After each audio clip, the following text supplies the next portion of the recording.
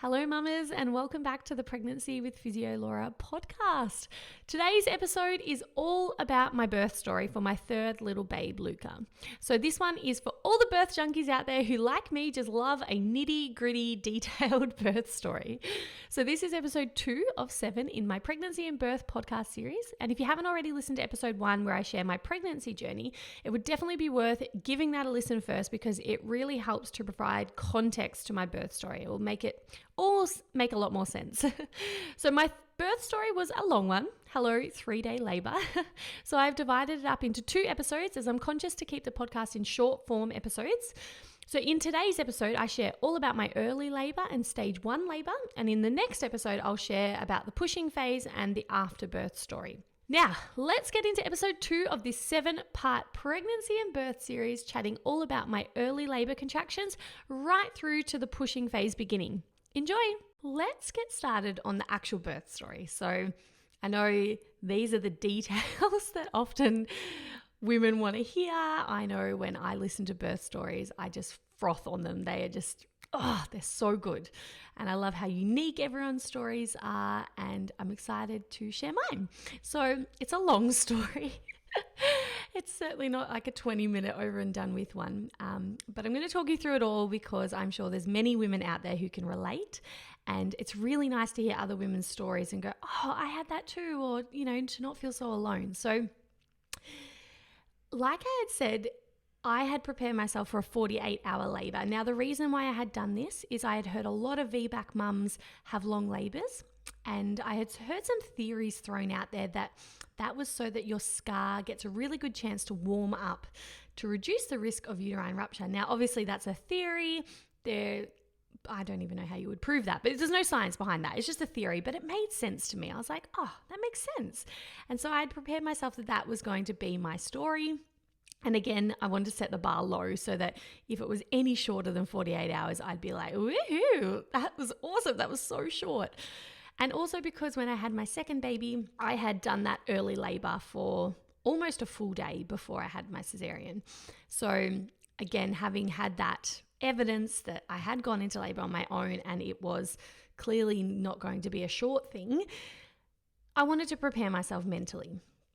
So labor, in short, was incredible, amazing, challenging, and not at all what I expected. So the Thursday night, I went into labor and it was early labor. It was at nighttime. I just had those period type cramps, but I could lie through them. I didn't have to get up and do anything. I didn't have to actively manage them. I could just sort of wriggle around in bed and still be comfortable enough. They lasted for anywhere from 30 to say 30 seconds to a minute, but they were mild. And, they were the warm up, and I was doing the whole ignore it until you can't because I knew that was important because this could be going on for a while. I was not getting too excited. In saying that, I did text my doula just to say, hey, I know this doesn't mean anything, but I just wanted to give you the heads up. So obviously there was a part of me that was excited and was secretly hoping this was going to go somewhere, but also being fully prepared that I was probably going to wake up the next morning and they would have gone. So that happened Thursday night because I remember my girlfriend's son was born on the Friday and I text her to say I thought they might share a birthday, but how wrong was I? So I woke up Friday. I felt fine from memory. Friday was a bit of a blur. I don't have a super vivid recollection of it, but I do remember that roughly contractions were anywhere from like 5 to 10 minutes apart. So there was no sort of consistency to them, but they weren't super spread out either. So they weren't 20 minutes apart or 30 minutes apart. So anywhere from 5 to 10 minutes apart. Again, I didn't have to actively manage them on the Friday. I actually can't remember what I did on the Friday.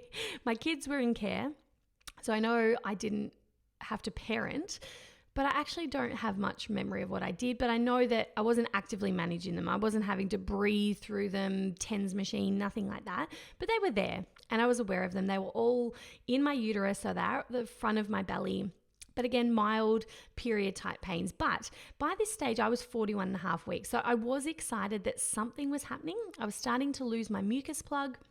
So I was excited that however long this took, at least something was happening. So whilst I didn't have the pressure of induction, I was still hoping I wasn't going to be pregnant for 47 weeks. I really did want to have my baby. So I was excited that I knew something was happening. So this baby, I had told myself it'll be born within the week, because they're the sorts of expectations I was putting on this birth. So that was the Friday. And then Friday night, so this had been happening all day. Friday night, they were starting to ramp up in intensity, but still sort of 5-10 minutes apart, no clear pattern. But I just had this emotional sense that I was going to need my husband's help that night. So our kids' sleep is all over the shop at the moment. So often my husband ends up, settling my older 2 kids at some stage in the night. And I just had this sense that I wanted his help that night. So I didn't want him to be with my kids. So and it's a big deal for me to send my kids away. Like they don't just have sleepovers whenever. So it was a big deal for me to say, I think they should sleep at my sister-in-law's tonight. So obviously I had this sense that something was starting to happen. And I remember saying that. They got home from care, it was dinner, and I said, look, I think they need to sleep there tonight. And I then had to go around the corner and just have a big cry, because I think I was just emotional that I'm going to miss my kids.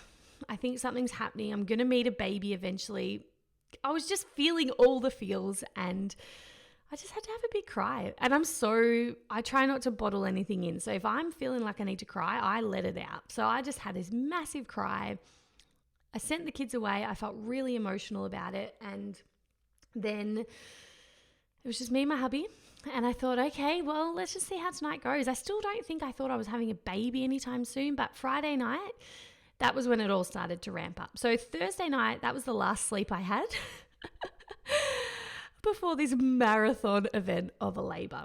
So Friday night, things started to really ramp up. So contractions were starting to be more like every 3 minutes apart. And where I was feeling them was all in my back. And this is what surprised me. So I had heard of posterior labor, when your baby's sitting posteriorly and you're getting a lot of back labor, as opposed to uterine contractions in the front, feeling it in the belly. So I thought with posterior labor, you could get a massage, you could squeeze the sacrum, get some compression, put the TENS machine on, you'd get some relief. Oh, my posterior labor was honestly the most intense thing I've ever felt. I felt like my back was going to break. I felt like I had a vice on my sacrum, and the intensity and the pressure was just not what I was expecting. And what blew my mind even more in terms of expectations was I thought I would be able to find something that semi-relieved it. Nothing was taking the edge off it. And so what I mean by that is I couldn't lean into it. So I thought I'd be able to lean forward and get some relief, but I had to be bolt upright, like erect, to manage that contraction. I couldn't move. So I'd try to walk, but I had to be stiff as a board, bolt upright through at least the first 30 seconds of that contraction. And that really surprised me, because I thought I'd have more options to manage that sensation, but I had to just stay still. And it was awful. I'm not going to sugarcoat it. It wasn't blissful or like, oh, yes, I'm just really going internal and vibing this. I was like, no. And I don't want to swear on this podcast because I think I've got an explicit warning, but like, F this. I was like, this is not fun. So that was every 3 minutes. And so I kind of was getting into a bit of a circuit. So I was in my room laboring for most of it. I was in the lounge room for a little bit, but then I just wanted to rest because I was starting to feel really exhausted. I hadn't slept in like 24 hours by this stage. I wasn't eating much because I wasn't feeling like it. My husband was being amazing. His support came in the form of like words of affirmation, which I actually thought I would hate, because when we practiced them in our birth course, he would say, well done, sweetie. And I was like, shut up. Do not well done, sweetie me. Shut up. But he would say things like, you're doing really well and you are so strong. And it surprisingly didn't annoy me, because I thought it would really annoy me. But he was doing that. He tried some sacral compression, and sometimes it felt good. Other times I would slap his hand away because it felt terrible. And I didn't want any extra pressure on my sacrum. So the only thing I was getting any sort of minute relief from was the TENS machine. Thank God my sister-in-law had lent that to me. It was amazing. It was the only thing that I felt I could rely on. So whilst the pain was still intense, it's not like it was taking it away, but it was giving me like a mental distraction. So praise the Lord for the TENS machine. That really did help. And I was controlling it, but by the end of that Friday night, I was getting my husband to press the boost button because it just felt easier. And I would, poor partners, because I don't know about your labors and births, but I gave it to him. I really did. And he was a trooper. I yelled at him. I screamed at him. I actually bit him. I will talk about that later. But he was a real trooper. He didn't sleep for 2 days pretty much either. And he just soldiered on. So I would scream at him, boost! I press the boost button. And if he didn't do it within 2 seconds, I was just getting feisty because as soon as that contraction was ramping up, I needed that boost button on ASAP. So my routine was that I would try and lie down in between contractions, but unfortunately what was happening is when I would lie down, often then I'd get these uterine contractions and I wasn't getting any relief, and then I'd have to stand up again. And so my main issue, I guess, was that I felt like I was getting no rest in between. So every 3 minutes I'd be getting this intense sacral contraction. I'd have to stand up, bolt upright, be erect. Sometimes I could kind of walk through it. I'd boost the TENS machine. I'd then go to my door and like sort of hang off it once I could lean forward slightly. I'd swear a lot. I wasn't like a graceful birthing person. I was swearing like a truck driver. And I was very vocal. I had told my neighbors beforehand that I was having home birth, like just FYI, in case you hear a lot of noises, if we do need to call an ambulance, don't freak out. There might be an ambulance that comes. Like, I just wanted to give them a heads up. We're very close with them anyway. And I was vocal for 2.5 days in the end, and I'm talking screaming. I had no inhibitions. I did not care who heard me, but I couldn't get through a contraction without vocalizing. I couldn't be internal. That just wasn't working for me. I didn't even try, to be honest. My body was telling me I needed to get this out. And they swear on their mother's grave they did not hear me. And I have no idea how they did not hear me because I was so loud. Oh, dear Lord. I was just, who knows what to expect. I wasn't sure if I was going to be vocal or not, but I was very vocal. And again, a lot of swearing. So not a graceful, quiet, birthing woman. So that happened all Friday night, every 3 minutes doing that same circuit. And I was honestly exhausted, and the sun rose Saturday morning and I felt really mentally cooked because I was starting to do the whole, how long is this going to go on for? Like, I just wanted someone to tell me your baby will be born here.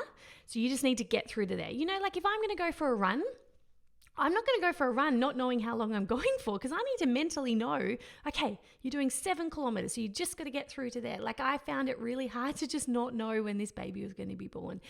And I was really exhausted. And I sent my husband out to get a coffee for me and a croissant because I was craving a cheese croissant. And I said, maybe just call my doula. I don't want her to come because I really don't see the point. And I just call her, update her, let her know how we're going. And I didn't feel like a baby was going to be born anytime soon, but I knew I was in the hurt locker. I was hurting. I was challenged, but I didn't feel like I needed extra support. I felt like what my husband was providing me was perfect, and I liked the intimacy of it, and I didn't really see how anyone else could help me in that space just yet. I wasn't at that point. And I think I just was really craving some rest and probably an environmental change. So later, the same routine continued every 3 minutes, intense back contractions, vocalizing through them all. TENS machine pretty much didn't come off my body for that entire time. And my husband said, why don't we go to the beach, which is my happy place. I love the beach. And I was like, no way. Like the thought of getting in the car, like hats off to anyone that gets in the car to transfer. You couldn't have paid me $1 million to get in the car as my labor progressed. I couldn't think of anything worse, but I was like, I don't want to get in the car. I don't want to see a single person I know because I'm having contractions every 3 minutes. I don't want to be near anyone, but I knew I needed to shift my environment. So I said, why don't we go to the bush where there's no one, I knew a little track and it was only like a 2-minute drive from our house. I knew we would be very unlucky to see anyone I know. So I thought, let's just go to the bush. Maybe I just need to get some fresh air, because I was finding the four walls of my room to start to feel a bit suffocating, and I didn't want to keep doing the same routine every contraction. So I got in the car. I was miserable. There's a photo of me. My husband took this photo of me walking in the bush, and I look so over it. I was not happy. I was just sore. I was honestly feeling sorry for myself, and I was tired. And that's the headspace I was. I'm being honest. I like, not saying it was like, in hindsight, I'm not saying that I would never do it again or that it was terrible, but I'm just being really honest. At the time, I wasn't excited. I wasn't, like, loving it. I was finding it really challenging. And again, I just wanted a magic 8-ball to tell me, Laura, you just need to get through to this time. Your baby will be born at this time. And I knew I'd be okay if I just knew what the end goal. I obviously knew what the end goal was, but if I just knew the end time, that was what I was finding most hard, is how long is this going? How many sunrises am I going to see before this baby is born? That's what I was finding hardest. When the sun rose in the morning and I was still pregnant and I was still working hard and I was still laboring, that was really deflating for me and defeating. So we went for this bushwalk, and every 3 minutes or so, I would have to pull on my husband's back and I would moan into this contraction. Thank the Lord I saw no one. A couple of young kids on their scooters, that's it. But, they didn't see me in a contraction, so that was fine. I remember getting back in the car and saying to my husband, I need you to get natural confectionery snakes. So specific. Not Allen's, not any other variety. Natural confectionery.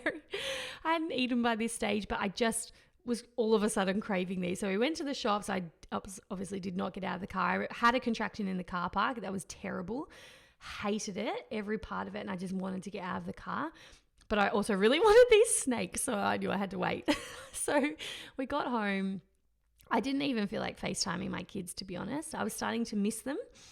It'd been 24 hours since I'd seen them, but I didn't really feel like talking to them. I felt very emotional. So I did FaceTime them, and I had to hang up on them twice because I was having a contraction. I didn't want them to see me having a contraction. And I was getting really emotional because I was like, how long until I see my kids again? I miss them. And yeah, that's kind of where I was at. So Saturday night, things started to ramp up again in intensity. And I was really starting to mentally feel it. So physically, I was obviously exhausted. I was in the hurt locker. Like, the pain was the same in terms of in my back, and then I would lie down, I'd get the uterine contraction, then I have to get back up again. I was just getting no rest, and I was just trying every position under the sun to try and find some relief. I was trying to lean over my cushions on like a kneeling position. Sometimes I get relief from that, but other times it wouldn't work. I would try and lie down. I would try and get my husband to massage me. God forbid he fell asleep. I would scream at him. I was so awful, but I felt lonely.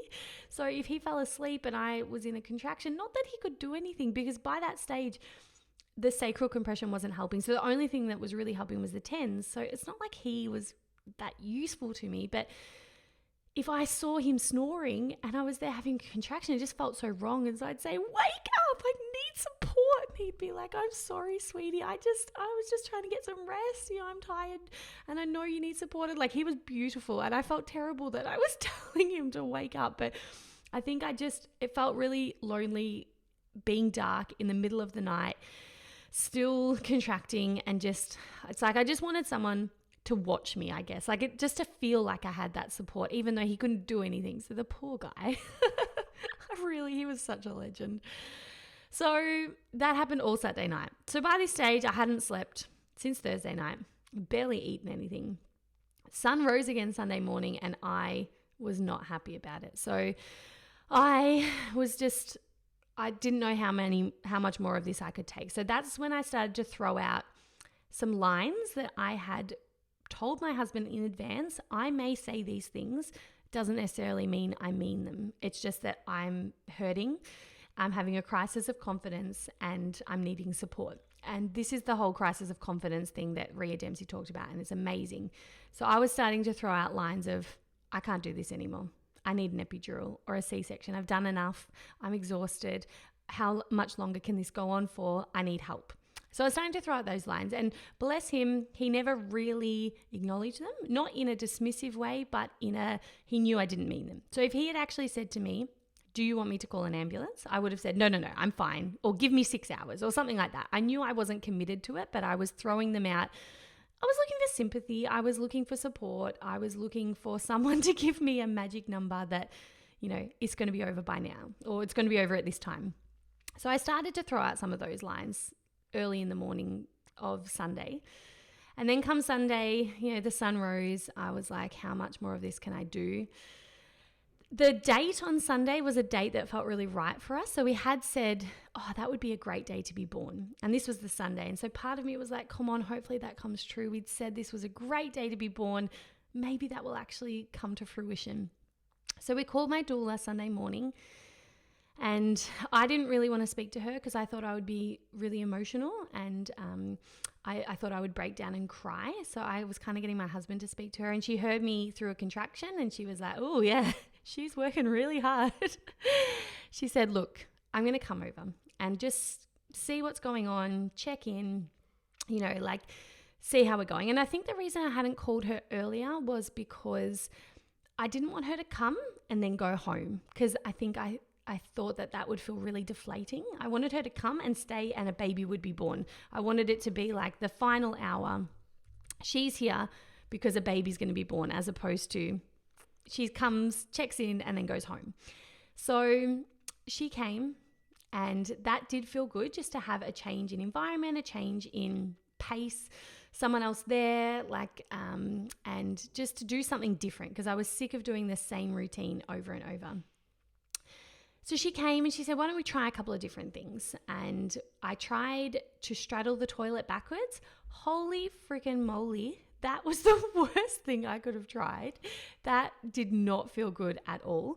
I know for some women that really ramps up their labor and that makes them really progress. Oh, it was awful. I hated it. I stood bolt upright and I was like, nah, that's not going to cut it. That feels terrible. So she said, I think I might have tried the shower, but I wasn't vibing the shower. It didn't feel right. It wasn't giving me any relief. I didn't like it. So she said, why don't we try the birth pool? And I was like, well, I don't know. It feels too early. Isn't that when you're meant to give birth? What if, this is still going to go on forever? And she said, it's fine. Let's just get in the pool, and if we need to, we can just siphon all the water out and refill it later. And I thought, fine. You know what? What have I got to lose? Let's fill the pool up. So I had actually bought a kids pool because it was a bit cheaper. I was obviously trying to stooge and save some money. And so it had starfish and seahorses and all sorts of things on it. And we filled the birth pool up in my lounge room.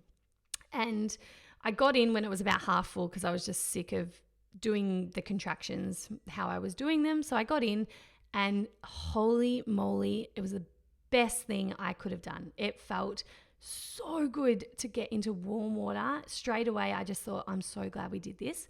I got in, felt amazing. So don't get me wrong, the intensity of the contractions was still there, but mentally, I just felt so calm and relaxed in the water, and there was just something about changing the environment, trying a different tactic. It felt really good. And I do think that helped progress my labor along. So that was probably about 10:30 on Sunday. I got in the pool, and it was quite funny. I was lying on my side for most of it. So head up against the edge of the pool, lying down.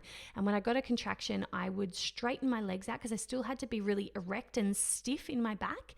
And I'd sort of pedal my legs, like pushing against the opposite wall of the pool, if you can visualize that. And that's kind of how I was getting through the first hour or so of those contractions.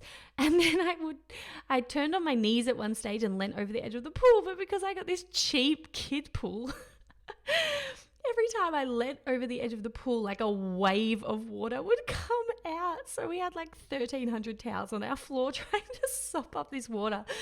And I would apologize every time I leant over. I'd say, oh my God, I'm sorry. They're like, Laura, don't apologize. It's fine. We can deal with this. But in my head, I remember thinking, I should have just got the expensive birth pool rather than this cheap kids pool. Anyhow, it could be a fun summer pool for my kids over summer. I could tell the story of how their little sister was born in it. But the pool felt amazing. I was sipping on Hydrolyte. There's this special labor aid that I had the whole time, and I really liked that my doula and my husband kept kind of forcing me. They'd just put the straw in my mouth and say, okay, have a sip, because I wouldn't have drunk. I wouldn't have felt the need to drink at all through my labor, and I would have been extremely dehydrated. So that's a good tip, is try and get someone to just force feed a straw down your throat, because it was really important for me to stay hydrated given how long my labor was. So I would just have sips of this water. Occasionally I'd have my natural confectionery snakes. And what felt really good, not just being in the water, but my husband would get a jug and he would pour the warm water on my back during a contraction, and that felt really, really, really good. I was actually getting some really nice relief from that. So another thing I kept saying was, I just want to get to the stage where I feel like I need to do a poo. So not only did the labor contractions surprise me in terms of not being able to move and feeling that sacral vice pressure, which I didn't expect so much, but I then thought the pushing stage would feel like I need to do a poo and that I would have relief from that sacral pressure. But I didn't feel that. And I'm so glad my doula had said to me, Laura, I don't think you're going to get relief until this baby is born.